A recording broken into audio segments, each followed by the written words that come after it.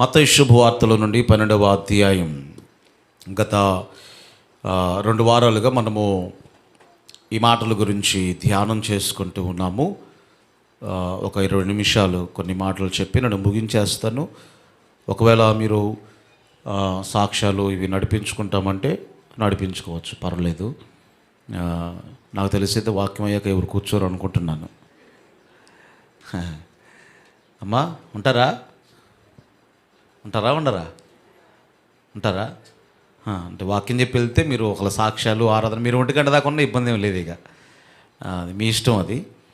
So నేను కొన్ని మాటలు చెప్పిన నేను వెళ్ళిపోతాను. మత్తయి శుభవార్తల నుండి 12వ అధ్యాయం 36, 37 వచనాల నుండి మరికొన్ని ఈరోజు మనం ధ్యానం చేసుకుందాం. అంటే యాక్చువల్గా నేను 38 నుంచి 42 వరకు టైం ఉంటే 43, 45 భాగం ఆ భాగం కూడా ఆ 2 భాగాలు కూడా చెప్దాం అనుకున్నాను. ఈరోజు ఆ 2 భాగాలు నిలిపివేసి ఆ 2 వచనాలు మాత్రము 36, 37 వచనాల నుండి కొన్ని మాటలు మనము ధ్యానం చేసుకుందాం. మరొకసారి చదువుకుందాము. నేను మీతో చెప్పున్నది ఏమనగా, మనుషులు పలుకు వ్యర్థమైన ప్రతి మాటను గురించి. ఏ మాటలవి? అందరు చెప్పాలి గట్టిగా. వ్యర్థమైన మాటలు. వ్యర్థమైనటువంటి ప్రతి మాటను గూర్చియో విమర్శ దినమందు, అంటే తీర్పు దినమందు ఏం చెప్పాలి? లెక్కను చెప్పవలసి ఉండును. 37వ వచనం, నీ మాటను బట్టే నీవు నీతిమంతుడు అని తీర్పు నొందుదువు, నీ మాటలను బట్టియే అపరాధివని కూడా తీర్పు నొందుదువు. గత వారాల్లో మనము క్రీస్తు ఏ రీతిగా అయినా మాట్లాడాడు, మనము ఏ రీతిగా మాట్లాడాలి అనే విషయాల గురించి మనం ధ్యానం చేసుకుని ఉన్నాం. ఈ వారంలో మొత్తం సామెతల గ్రంథముల నుండి ఉంటుంది. 7 విషయాలు మీకు చెప్తాను, ఎలా మనం మాట్లాడకూడదు. ఎందుకొరకు ఈ విషయాన్ని గురించి 3 వారాల నుంచి మనం నేర్చుకుంటున్నాము అంటే, మన నోటి మాటలను బట్టి మనము నీతిమంతులుగా తీర్చబడతాం, నోటి మాటలను బట్టి అపరాధులుగా కూడా తీర్పు తీర్చబడతాం. కాబట్టి నీవు నీతిమంతుడుగా తీర్చబడాలి అన్నా, అపరాధిగా తీర్చబడాలి అన్నా నోటి మాటలు కూడా ముఖ్యం. కాబట్టి మనం ఎలా మాట్లాడాలి అనేవి 2 వారాల్లో నేర్చుకున్నాము. ఈ దినమందు మనం ఎలా మాట్లాడకూడదు అనే విషయాలు నేర్చుకోబోతూ ఉన్నాం. సామెతల గ్రంథం ఉందా బైబిల్లో? మాయమైందా? సామెతల గ్రంథం తీస్తే 7 విషయాలు కూడా సామెతల గ్రంథంలో నుండి మీకు జ్ఞాపకం చేస్తాను. ఒకవేళ మీకు ఇంటి దగ్గర రోజు మీ పిల్లలతో మీరు కూర్చొని ఒకవేళ కుటుంబారాధన లాంటిది ఏర్పాటు చేసుకుంటే పిల్లలతో చదివించండి. కుటుంబారాధన ఒకవేళ ఉన్నా లేకపోయినా కనీసం ఈ అధ్యాయమైనా చదివించండి పిల్లలతో. చిన్నపిల్లలు, ఎదిగే పిల్లలతో రోజుకొక అధ్యాయం. ఎన్ని అధ్యాయాలు ఉన్నాయి సామెతల గ్రంథంలో? మొత్తం 31 అధ్యాయాలు ఉంటాయి. 31 అధ్యాయాలు అంటే నెలకు సరిపోతాయి. 30 రోజులు ఒకటి మిగిలే ఉంటుంది. 30 రోజులు వస్తే ఒకవేళ 31 అధ్యాయాలు ఉంటాయి. రోజుకొక అధ్యాయం కంపల్సరీగా పిల్లలతో చదివిస్తే ఇంగ్లీష్లో ప్రోవెబ్స్ అంటారు. ఇంగ్లీష్లో తెలుగులో కూడా చదివించండి. అటు ఇంగ్లీష్ ఇంప్రూవ్ అవుద్ది, జ్ఞానం నేర్చుకుంటారు, ఆత్మీయత నేర్చుకుంటారు. ఈ ప్రోవెబ్స్ సామెతలు, లోకంలో ఉండే పనికిమాలిన సామెతల కంటే బైబిల్లో మంచి మంచి సామెతలు సొలొమోను జ్ఞాని గారు రాశారు. కాబట్టి ఒక్కొక్క అధ్యాయం రోజు కూడా పిల్లల చేత మీరు చదివిస్తే మంచిది, ఆత్మీయంగా వారు ఎదుగుతారు. ఈరోజు ఏ విధంగా మనం మాట్లాడకూడదు అనే విషయాలు సామెతల్లో నుండి కొన్ని మనం ధ్యానం చేసుకుందాం. 10వ అధ్యాయము 19వ వచనముల నుండి దేవుని వాక్యాన్ని మనం చదువుకుందాం. సామెతల గ్రంథము 10వ అధ్యాయము 19వ వచనముల నుండి చదువుకుందాం. విస్తారమైన మాటలలో దోషముండక మానదు, తన పెదవులను మూసుకునివాడు బుద్ధిమంతుడు. మొదటిగా మనం ఎలా మాట్లాడకూడదు అంటే విస్తారంగా మాట్లాడకూడదు. అమ్మ మీకు అర్థమవుతుందా? ఎలా మాట్లాడకూడదు? మరి ఎలా మాట్లాడాలి? లిమిట్గా మాట్లాడాలి. ఎలా మాట్లాడాలి? లిమిట్గా. విస్తారంగా కాసేపు మాట్లాడామనుకోండి, అందులో తప్పకుండా ఏముంటుంది అంటే దోషం అనేది ఉంటుంది. అది భార్య భర్తలైనా ఏదైనా సరే. అంటే భార్య భర్తలో వ్యక్తిగతంగా మాట్లాడుకునే విషయాలు ఉండొచ్చు, ప్రేమగా మాట్లాడుకునే విషయాలు. కానీ ఆ మాటలో దేనికి దారి తీయకూడదంటే అమ్మా రైట్. కాబట్టి ఎలా మాట్లాడకూడదు? బైబిల్ కరెక్ట్గా చెప్తా ఉంది. ఏమన్నది అంటే విస్తారంగా మాట్లాడితే కంపల్సరీగా అందులో ఏముంటుంది అంటే దోషం అనేది ఉంటుంది అనే లేఖన భాగములో వ్రాయబడి ఉన్నది. కాబట్టి ఒక క్రైస్తవులముగా ఈ లోకములో జీవించే మనమందరము కూడా బైబిల్లో యాకోబు పత్రికలో 1:19 చదవనక్కర్లేదు, కానీ అక్కడ ఏమన్నాడు అంటే, మీరు వినడానికి వేగిరపడండి, మాట్లాడడానికి మీరు ఆలోచించండి, నిదానించండి అన్నాడు. మాట్లాడడానికి ఏం చేయాలి? నోరుంది కదని పుసుక్కున్న ఏది పడుతుంది అనేయటం కాదు. మాట్లాడడానికి నిదానించండి, వినడానికి మాత్రం ఏం చేయాలి? వేగిరపడాలి. చాలాసార్లు మీకు చెప్పా, మీకు 2 చెవులు ఉన్నాయా, 4 ఉన్నాయా? 2 చెవులు. తర్వాత నోర్లు ఎన్ని ఉన్నాయి? 10 ఉన్నాయా? కొంతమందికి ఉంటాయి 10 నోర్లు ఉంటాయి. దేవునికి స్తోత్రం. ఒక ఆడు మన సంఘంలో పెద్ద ఆవిడేలే, ఆమె ఎప్పుడు పోయినా కూడా అయ్యా మరయ్యా అనుకుంటగా ఏదో చెప్పేస్తూ ఉంటుంది అంతా. ఒక గంట మాట్లాడింది అనుకోండి, గంట మాట్లాడితే 54 నిమిషాలు ఆమె ఉంటాయి. 2 నిమిషాలు వాళ్ళ ఆయన గారిది ఉంటుంది, 4 నిమిషాలు నాది ఉంటుంది. గంట మాట్లాడితే మనకు అవకాశం ఇదేగా, మనం చెప్పేది ఎందో ఆమె చెప్పేదే వినాలిగా. ఈ గంటలో 54 నిమిషాలు ఆమెయే, 2 నిమిషాలు ఏమో మాట్లాడడానికి వాళ్ళ ఆయనకి టైం వేస్తేమో ఒకవేళ, అంటే అది కూడా మధ్య మధ్యలో ఏదన్నా ఒక మాట నువ్వు ఆగో అన్నట్లుగా. ఇక ఈ 54 నిమిషాలు నాన్ స్టాప్గా మాట్లాడుతూనే ఉంటుందండి. మాట్లాడటం మంచిదేలే, కానీ మీరు విస్తారంగా మాట్లాడటం వల్ల ఆ మాటల్లో ఏముంటుందన్నాడు అంటే సొలొమోను జ్ఞాని, ఖచ్చితంగా అందులో దోషం ఉంటుంది అని చెప్తూ ఉన్నాడు. కాబట్టి మనము మాట్లాడడానికి నిదానించాలి, వినడానికి వేగిరపడాలి. మీకు చెప్పే చాలాసార్లు 2 చెవులు 1 నోరు దేవుడు ఎందుకు ఇచ్చాడు అంటే, ఎక్కువ వినండి, తక్కువ మాట్లాడండి. ఎందుకు ఇచ్చాడు 1 నోరు? 1 ఉందంటే 1 తక్కువ, లేకపోతే 2 తక్కువ? 1 తక్కువ కదా. మరి ఇది తక్కువ ఎందుకు ఇచ్చాడు నోరు అంటే, తక్కువ మాట్లాడండి. 2 ఎందుకు ఇచ్చాడు అంటే, ఎక్కువగా మీరు వినండి. కాబట్టి విస్తారంగా మాట్లాడదు. పనికి మాలినటువంటి మాటలో చెత్తంతా మీరు మాట్లాడేస్తే, విస్తారంగా మాట్లాడితే అందులో దోషం ఉంటుంది అని సొలొమోను జ్ఞాని స్పష్టంగా చెప్తూ ఉన్నాడు. త్వరగా నేను ముందుకు వెళ్తూ ఉన్నాను. ఇక 2వదిగా సామెతల గ్రంథములోనే 29వ అధ్యాయము 20వ వచనముల నుండి మనం చదువుకుంటే అక్కడ వ్రాయబడిన మాట, 29వ అధ్యాయము 20వ వచనాన్ని చదువుతూ ఉన్నారు. ఆతురపడి అంటే ఆలోచించకుండా ఆతురపడి మాట్లాడు వాని చూచితివా, వానికంటే మూర్ఖుడు సులువుగా గుణపడును. దీని అర్థం ఏమిటాయంటే, ఆతురముగా అంటే ఆలోచన లేకుండా టక్కన మాట్లాడేస్తాం చూసావా, ఆ మాట ఒకవేళ నీ నోట నుండి వస్తే ఏమన్నాడు అక్కడ, ఆతురముగా తొందరపడి మాట్లాడుతున్న దాని గురించి చెప్తున్నా కదా. అంటే 2వది ఏమిటాయంటే, ఆతురముగా ఆలోచించకుండా మాట్లాడవద్దు. ఎలా మాట్లాడొద్దు అమ్మా? నీ నోట నుండి ఆలోచన లేకుండా ఒక మాట బయటకు వస్తే నీకంటే మూర్ఖుడే గుణవంతుడు అన్నాడు. మళ్ళీ చెప్తున్నా, నువ్వు ఆలోచించకుండా ఒక మాట నీ నోట నుండి వస్తే, నువ్వు మాట్లాడితే నీకంటే ఎవరు నయమన్నాడు? చెప్పండి గట్టిగా. మూర్ఖుడే గుణవంతుడు, మూర్ఖుడే నయము అన్నాడు. మీకు అర్థం కావడానికి సామెతల గ్రంథంలో 31 అధ్యాయాల్లో 3 రాశారండి. సామెతల గ్రంథాన్ని 3 రాశారు. 1 నుండి 29 వరకేమో అధ్యాయాలు సొలొమోను గారు రాశాడు. 30వ అధ్యాయాన్నేమో ఆగూరు అనబడిన వ్యక్తి రాశాడు.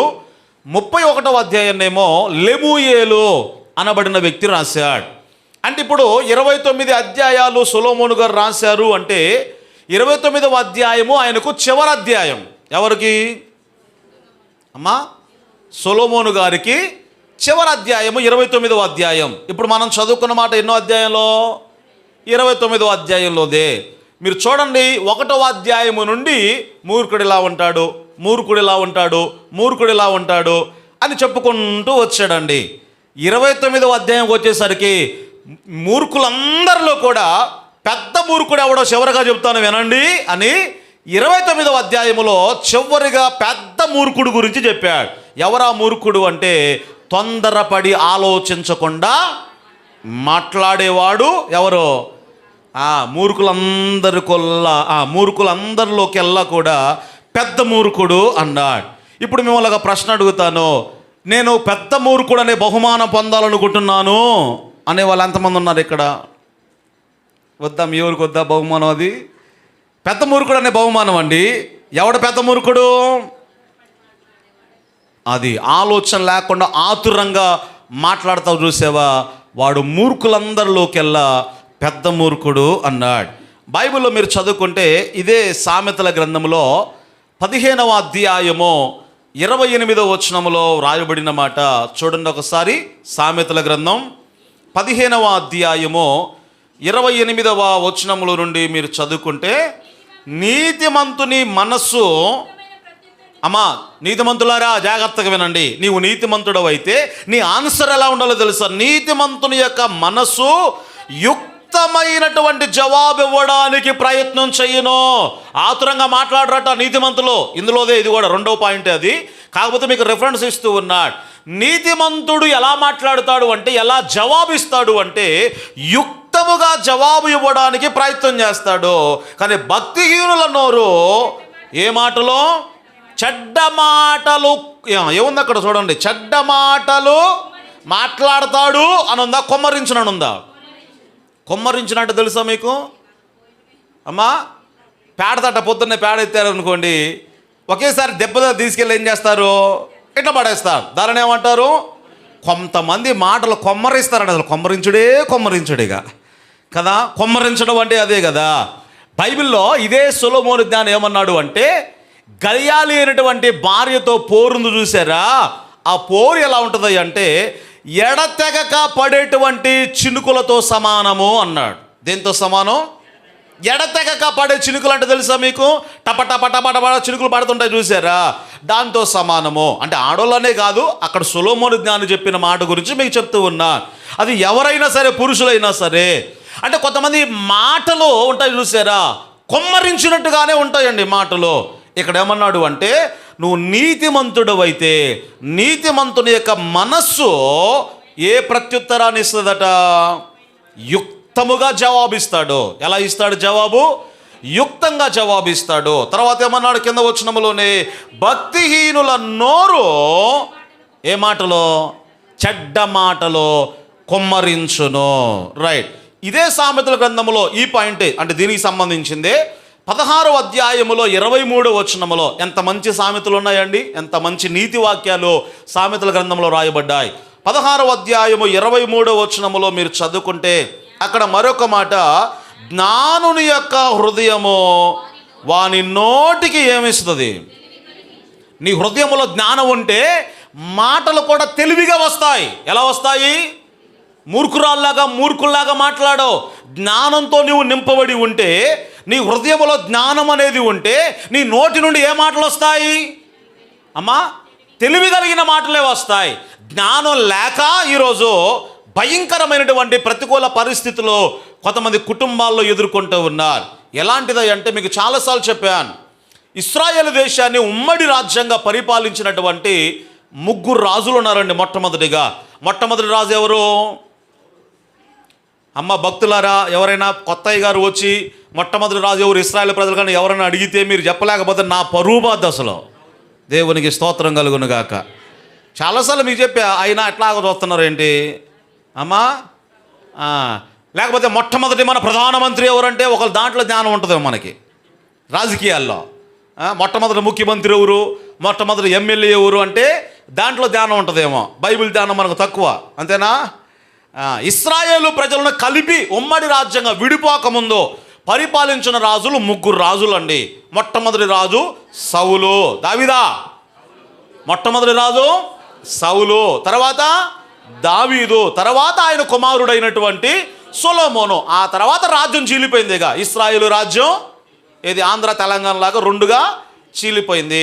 ఆ తర్వాత ఇక రెహబాము, యెరోబాము వాళ్ళు పరిపాలన చేశారు. యూదులను పరిపాలించిన రాజులు వేరు, ఇశ్రాయేలు ప్రజలను పరిపాలించినటువంటి రాజులు వేరు. ఇశ్రాయేలీయులేమో అష్షూరు దేశానికి బానిసలుగా వెళ్ళిపోయారు. ఆ తర్వాత అసలు ఇశ్రాయేలు రాజ్యం అనేది ఇక ఉనికిలో లేదు. యూదా రాజ్యమేమో బబులోను దేశానికి వారు బానిసలుగా తీసుకుని పోబడ్డారు. ఆ తర్వాత యూదా రాజ్యం కొన్నాళ్ళు నిలిచి ఉంది. ఇప్పటికి కూడా ఇక వాళ్ళు వీళ్ళు అందరూ కలిపి ఒకే రాజ్యంగా పిలువబడుతూ ఉంది. అదే యూదులు. ఎవరు చెప్పండి? యూదా రాజ్యంగా పిలువబడుతూ ఉంది. సరే, ఇప్పుడు ఉమ్మడి రాజ్యంగా పరిపాలించిన రాజులు 3 రాజులు కదా. ఎవరెవరు మళ్ళీ చెప్పండి?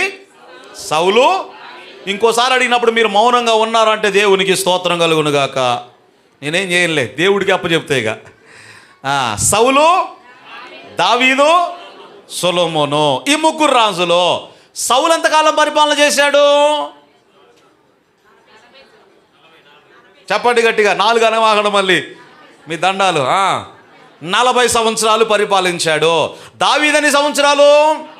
40 సంవత్సరాలే. సొలొమోను ఎన్ని సంవత్సరాలు? 40 సంవత్సరాలే. అయితే ఈ సౌలు పరిపాలించిన కాలం అంతా కూడా యుద్ధాలే జరిగాయి. యుద్ధంలోనే సౌలు చనిపోయాడు. దావీదు పరిపాలించినంత కాలం కూడా యుద్ధాలే జరిగాయండి. ఆ తర్వాత అందుకొరకు దేవుడు ఏం చెప్పాడు అంటే, నీ చేతులు రక్తంతో నిండి ఉన్నాయి కాబట్టి నా మందిరం కట్టడానికి నీకు యోగ్యత లేదు, నీ కొడుకు కడతాడులే అని దావీదుతో దేవుడు చెప్పాడు. దావీదు కాలంలో కూడా యుద్ధాలే జరిగాయండి. కానీ ఈ యొక్క ఆయన కుమారుడైన సొలొమోను, ఆయన కూడా 40 సంవత్సరాలు పరిపాలించాడు. కానీ ఒక్క యుద్ధం కూడా ఆయన టైంలో జరగలేదు. ఎందుకు జరగలేదంటే, నాయనా సొలొమోనా, నీకేం కావాలో కోరుకో అయ్యా అంటే, సొలొమోను కోరుకుంది ఒక్కటే, ఈ ప్రజలను పరిపాలించడానికి నాకు ఏం కావాలి అంటే జ్ఞానం కావాలి అని ప్రభువుని అడిగాడు. జ్ఞానంతో పరిపాలించాడు కాబట్టి 40 సంవత్సరాలు ఒక్క యుద్ధం కూడా జరగలేదు. ఈరోజు కుటుంబంలో యుద్ధాలు ఎందుకు జరుగుతున్నాయో తెలుసా? సమాజంలో యుద్ధాలు ఎందుకు జరుగుతున్నాయో తెలుసా? నువ్వు జ్ఞానంతో మాట్లాడటం లేదు కాబట్టి. జ్ఞానం మనసులో ఉంటే ఎలా మాట్లాడతావు? తెలివిగా మాట్లాడతావు. ఏముంది అక్కడ బైబిల్లో? సామెతల గ్రంథం 15వ అధ్యాయము 28వ వచనములో, అదేనా? అది కాదనుకుంటా. 16వ అధ్యాయము 23వ వచనములో రాయబడిన మాట, జ్ఞానుని యొక్క హృదయము వాని నోటికి ఏం కలిగిస్తుంది? తెలివిని కలిగిస్తుంది. నువ్వు జ్ఞానంతో నిండి ఉంటే నీ మాటలు కూడా ఎలా ఉంటాయి చెప్పండి? తెలివిగా నీవు మాట్లాడుతావు. సొలొమోను కాలంలో ఒక యుద్ధం కూడా జరగలేదు అంటే కారణం ఏంటో తెలుసా? దేవుడు జ్ఞానంతో నింపాడు. అతని మాటలు కూడా జ్ఞానం కలిగిన మాటలు. అందుకొరకే జ్ఞానంతో పాటు దేవుడు సర్వ సంపదలు కూడా ఈ సొలొమోను గారికి అనుగ్రహించాడు. ఆమెన్ చెప్పండి గట్టిగా. బైబిల్లో మీరు చదువుకోండి. ఒక సందర్భంలో చెప్పా, ఒక వ్యభిచారి, ఆమె వ్యభిచారం చేస్తూ పట్టబడింది.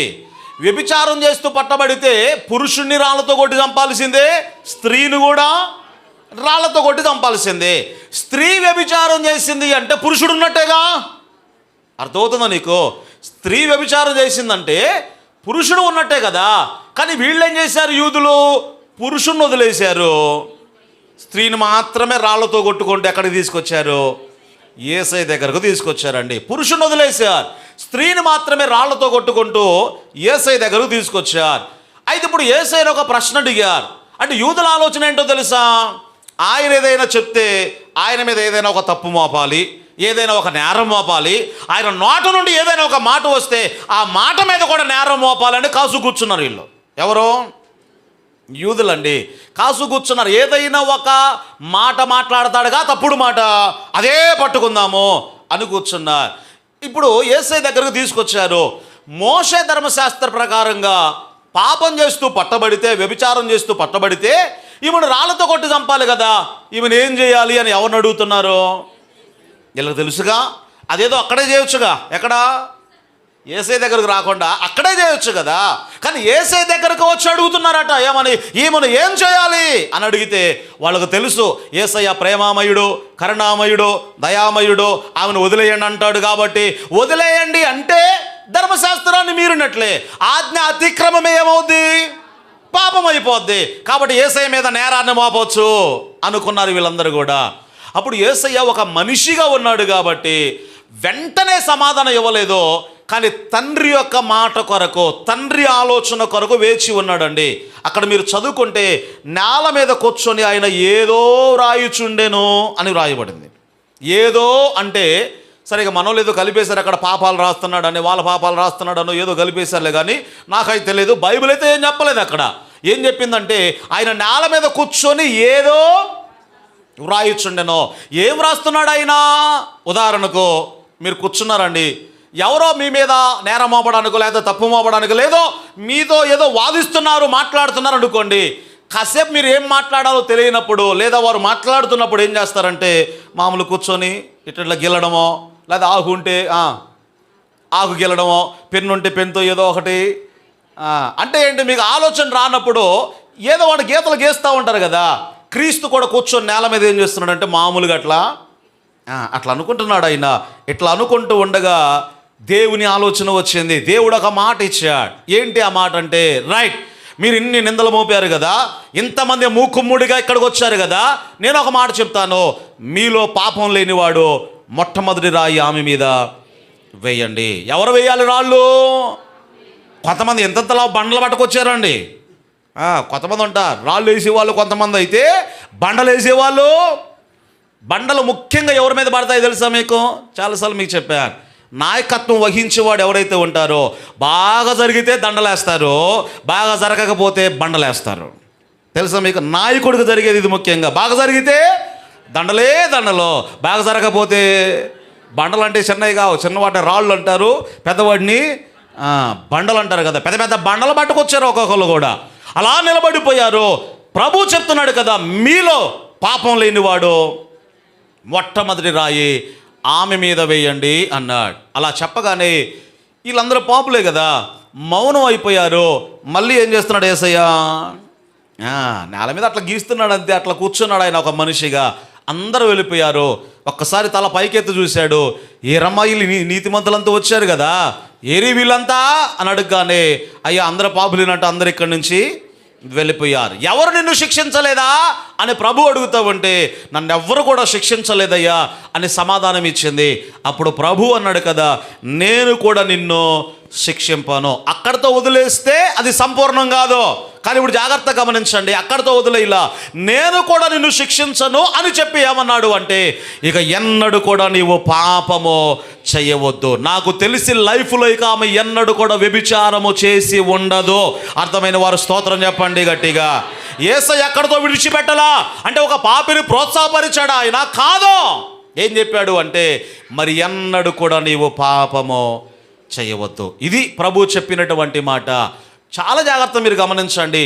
అంతమంది వచ్చి పదుల సంఖ్యలో యేసయ్య మీద ఆమె మీద పడి కొన్ని మాటలు వారు పలుకుతూ ఉంటే వాళ్ళు సమాధానం చెప్పలేనంతగా యేసయ్య ఏం చేశాడు? ఒక్కటే మాట ఏమన్నాడు అంటే, మీలో పాపము లేనివాడు మొట్టమొదటి రాయి ఆమె మీద వేయండి. కాబట్టి దేవుని యొక్క మాట ఏం చేస్తాయి అంటే, ప్రజలందరినీ కూడా మౌనం చేస్తుంది. నువ్వు పేడతట్టలాగా ఇన్ని మాటలు కొమ్మరించినా అర్థం పర్థం ఉండదు, దాని ద్వారా ప్రయోజనం ఉండదు.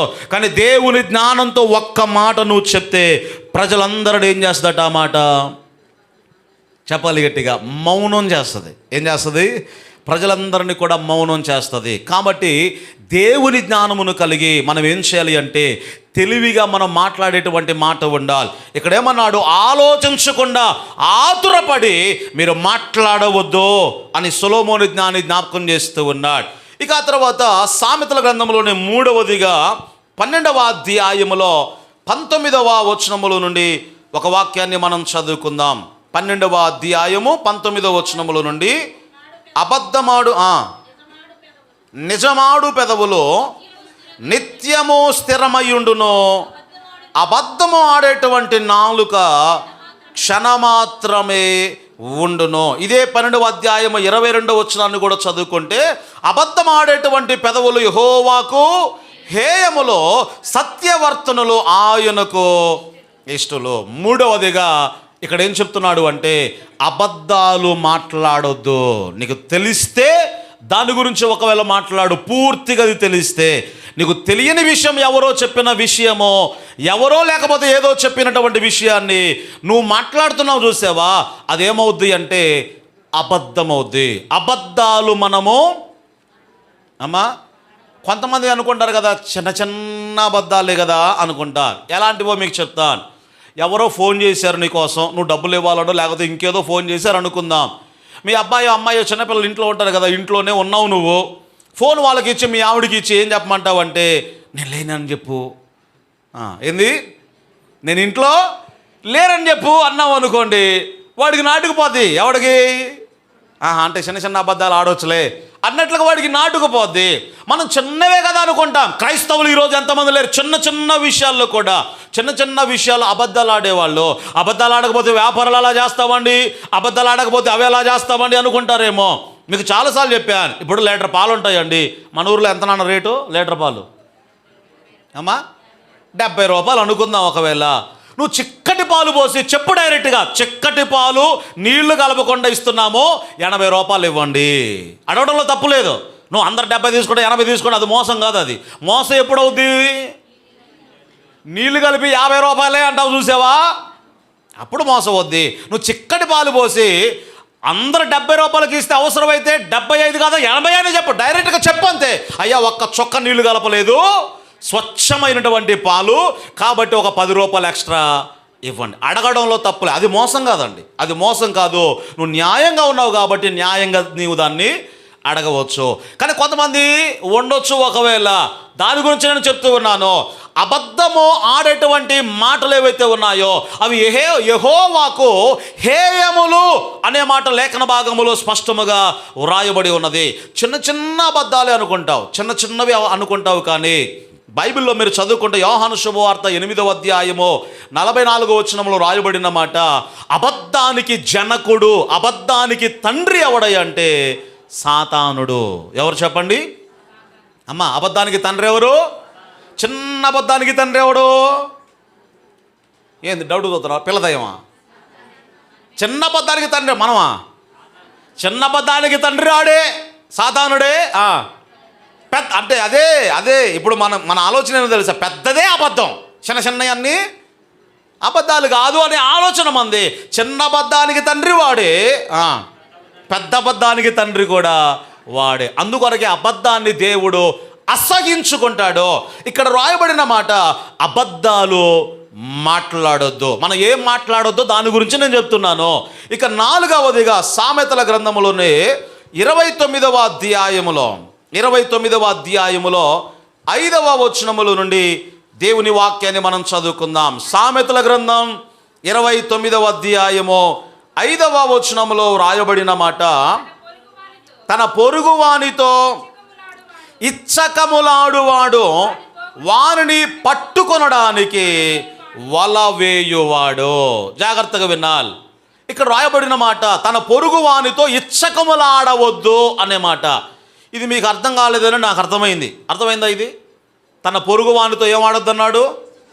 ఇచ్చకములాడటం అంటే ఏంటి అమ్మా? ఇచ్చకములాడటం అంటే ఇంగ్లీష్ బైబిల్ చూసిన మూల భాషలో ఈ పవిత్ర గ్రంథాలు ఉంటాయి కదా, దాంట్లో మీరు చూసిన ఇంగ్లీష్ బైబిల్ అయినా సరే అక్కడ వర్డ్ ఒకటి ఉంటుందండి. ఏముంటుందంటే అర్హత లేని వారిని పొగడవద్దు. మళ్ళీ చెప్తున్నా, ఏముంది అక్కడ? తన పొరుగు వాడిని చూసి అర్హత లేకుండా ఆ వ్యక్తిని నీవు పొగడవద్దు. అలా పొగుడుతున్నావు అంటే అర్థం ఏంటో తెలుసా? వారిని పట్టుకోవడానికి ఏమేస్తున్నారు? వల వేస్తున్నారు. కింద ఉందిగా మాట, వారిని పట్టుకోవడానికి ఏం చేస్తున్నారు?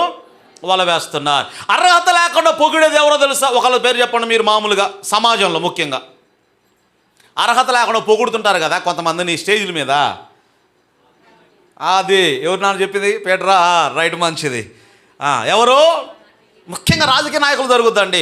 ఆ పార్టీలో ఉన్నంతసేపు ఆయన పొగుడుతారండి. పార్టీ మారాక పొగటమేమో కానీ అంతకంటే ఎక్కువ విమర్శలు వస్తాయి. ఎందుకు పొగిడావు ఆయన్ని? నీకేదో స్వలాభం వస్తుంది కాబట్టి. ఆయన పొగిడితే నీకేదో లాభం ఉంటుంది కాబట్టి. ఆయన పక్కనున్నాడు కాబట్టి. ఒక్క మాటలో చెప్పాలి అంటే ముఖస్తుతి చేయడం. ముఖస్తుతి అంటే తెలుసా? వ్యక్తి ఉన్నప్పుడు వ్యక్తిని పొగట్టం, వ్యక్తి లేనప్పుడు ఆయన గురించి ఎన్ని చెప్తావో. అవునా కదా? కాబట్టి ఇక్కడ ఏమన్నాడు అంటే ముఖస్తుతి చేయవద్దు. ముఖస్తుతి అంటే తెలుసుగా, ముఖం అంటే మనిషి ఉన్నప్పుడు మనిషిని పొగడము. ఇప్పుడు ఇచ్చకములు ఆడవద్దు అన్నాడు అంటే అర్హత లేకుండా ఒక వ్యక్తిని పొగడవద్దు అన్నాడు. ఆమె ఏం చెప్పండి గట్టిగా, మీకు అర్థమయ్యే స్టైల్లో చెప్తా. యవనస్తులు ఉన్నారు, ముఖ్యంగా ఆడపిల్లలారా, పెళ్లిగాని వాళ్ళు ఉన్నారు చూసారా? పెళ్ళైన మీ ఆయన పొగిడితే మంచిదని, నువ్వు బాగుంటుంది, నువ్వు ఎర్రగొంటావు, అట్లా ఉంటావు, కూర బాగుంటుంది, అది వేరు సంగతి.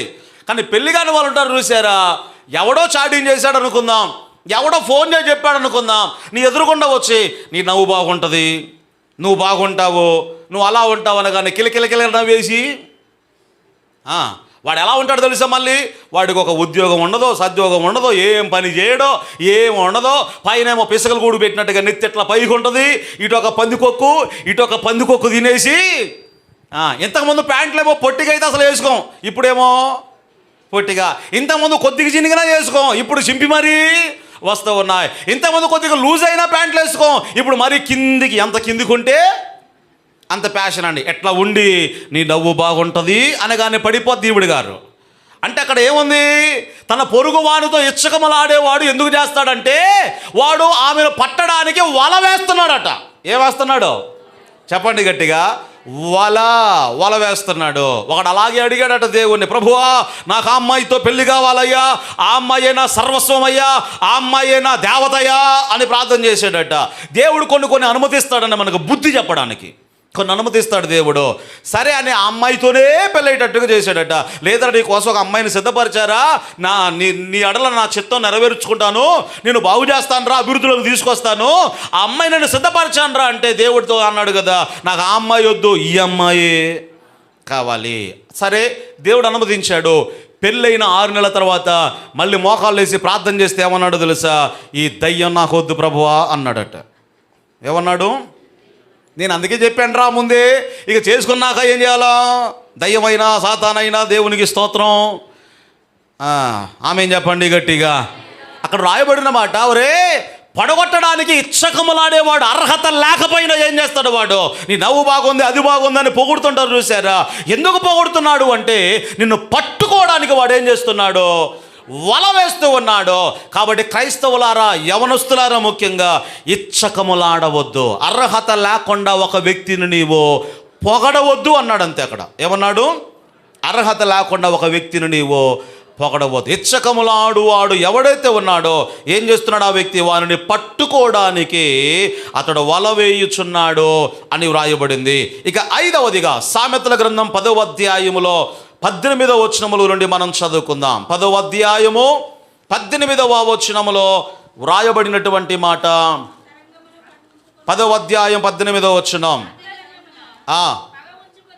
అంతరంగమున పగ ఉంచుకొనివాడు అబద్ధికుడు, కొండెము ప్రచురము చేయువాడు బుద్ధిహీనుడు. కొండాలు చెప్పవద్దు. ఎన్నోదమ్మా ఇది? 5వ పాయింటా? 5వదా? 5వది అనుకుంటా. 5వదే. ఏం చెప్పొద్దు? గట్టి చెప్పండి. కొండెలు చెప్పడు మాత్రం అప్పుడు మాత్రం చెప్తానులే బాగానే. ఇప్పుడు నూరు రావట్లే మనకి. ఏం చెప్పొద్దు అన్నాడు? కొండెములు చెప్పవద్దు. అసలు కొండెలంటే ఏంది? మనకేం తెలియదు అసలు. దేవునికి స్తోత్రం. కొండెములు అంటే ఏంది? ఒకని గురించి చెడుగా చెప్పడాన్ని ఏమన్నారు? కొండెములు అన్నారు. క్రైస్తవులకు అది తగదు. ఇక్కడ ఏమన్నాడు? మరలా చదువమ్మా, చదవండి ఆ మాట. అంతరంగమున పగ ఉంచుకుని వాడు ఏం చేస్తాడు?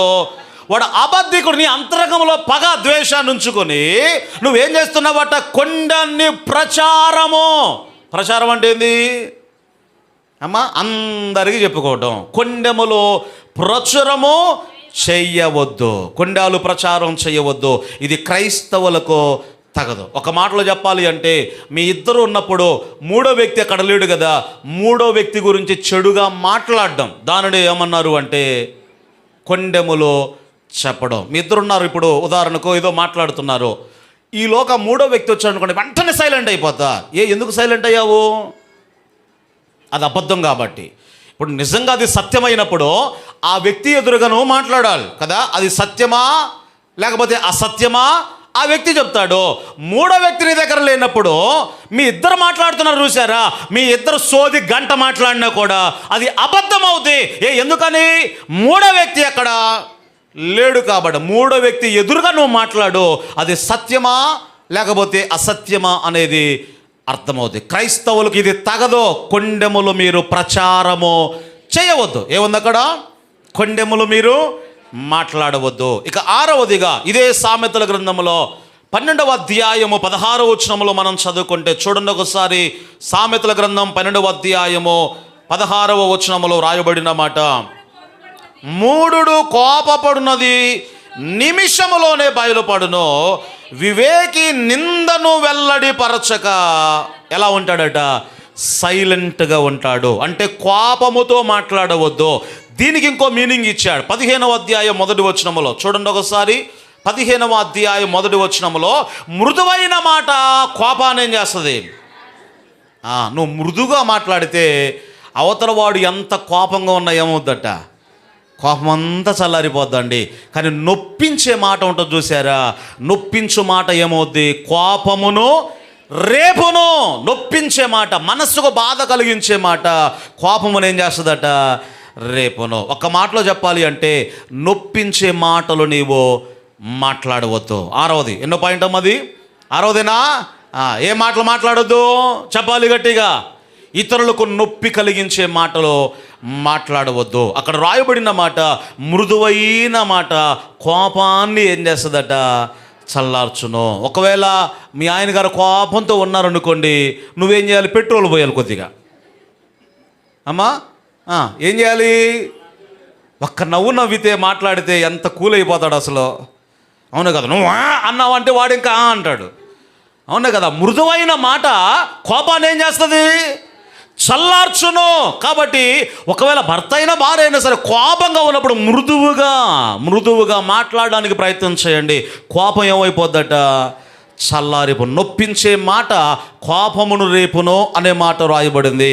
ఇక 7వదిగా సామెతల గ్రంథం 18వ అధ్యాయము 20-21 వచనాలు అందరూ చూడండి. సామెతల గ్రంథం 18వ అధ్యాయము 20-21 వచనాల్లో రాయబడిన మాట అమ్మా 18వ అధ్యాయము 20-21. ఒకరి నోటి ఫలము చేత వాని కడుపు నిండును, తన పెదవుల ఆదాయము చేత వాడు తృప్తి పొందును.